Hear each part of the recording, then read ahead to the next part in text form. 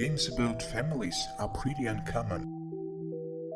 Ignoring the state of games about dads, because they are about dads, not families, which is sort of accidentally on point. Can you even name the parents of more than a couple of game characters? There are probably more about orphans than about someone who even in passing has parents. Children of Morta is all about the family. It's a slasher-light, Diablo-ish game without the loot, which has undergone years of crowd-funded development by Dead Mage. The project is looking to tackle real-world problems in a fantastical setting. Set in a mystical land, Children of Morta centers around the Bergsons and their quest to fight corruption and restore peace to their homeland. The story, despite falling into common tropes seen in fantasy tales surrounding them, is an engaging one. The Bergsons are the beating heart of Children of Morta in nearly every aspect. Although the story is about an ancient evil taking over sacred lands, they are driving force from start to finish. The true narrative is that of the constantly unraveling lore of the Bergsons. As you progress, you learn more about the rich history of this bloodline and find yourself intertwined in their affairs. Practically every moment of the story that's focused on Bergsons and their relationships is utter joy. The interactions between the family are heartwarming, funny, and sad at times.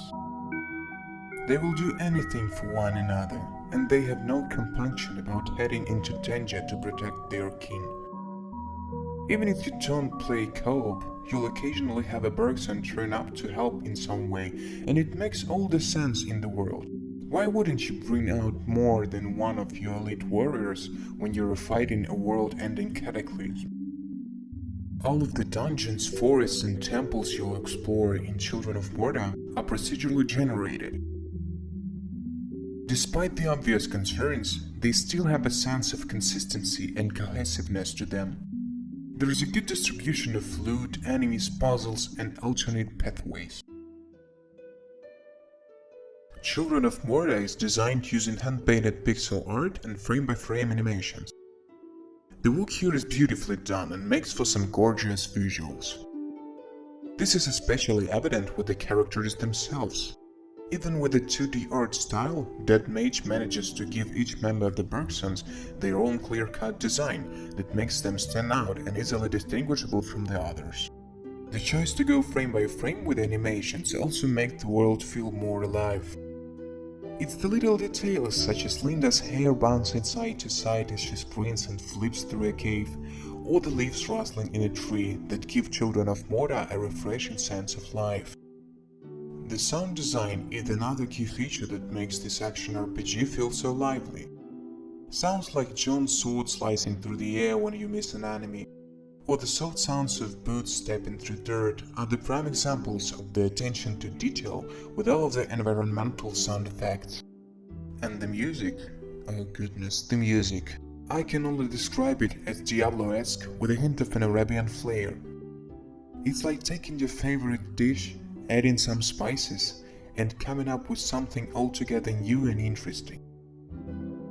The variety amongst the different members of the Bergson clan are spotlighted in the gameplay, which is the most substantial part of Children of Morta. This big family doubles as a diverse roster of heroes with different playstyles to bring to the table. The core roguelike structure of go in the dungeon, get as far as possible, die and come back stronger is the foundation of the experience, and each aspect of it is phenomenal. Exploring dungeons is an engaging and challenging experience thanks to the randomly generated layouts and varied enemy types. And each of the Bergsons offer a unique playstyle, ensuring you'll have a character you enjoy playing no matter what style you prefer. One, for example, goes into battle with sword and shield, another opts for quick dual daggers instead, and the third methodically snipes foes with her bow. Each playable character also has a unique skill tree to progress through, further allowing you to customize your build. With the gold you collect during your travels, you can upgrade universal stats shared between all of the characters too, including health, attack damage, critical hit chance, and the like. These help ensure that you won't be too weak if you try to take a new character you haven't tried into a late-game dungeon. RPGs, particularly this kind of exclusively fighting, crowd-heavy RPG, do benefit from a tangible feeling of becoming more powerful. And all this does get you playing as less favored characters, which makes Children of Morta stand out. Children of Morta is one of those rare games that can provide something for players new to the genre and grizzled ARPG veterans alike.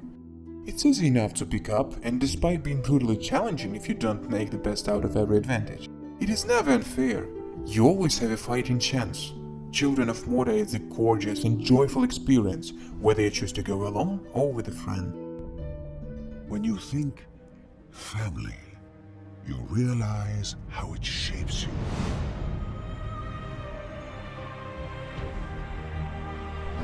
How it shapes us all.